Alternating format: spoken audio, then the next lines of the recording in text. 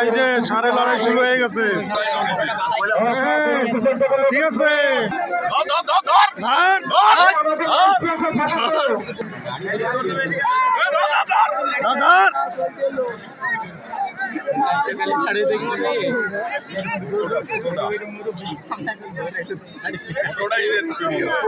ছোটটার ইতিহাস আছে ভালো, বড়টা লড়ে না বেশি। হ্যাঁ হ্যাঁ ধর ধর, এই তো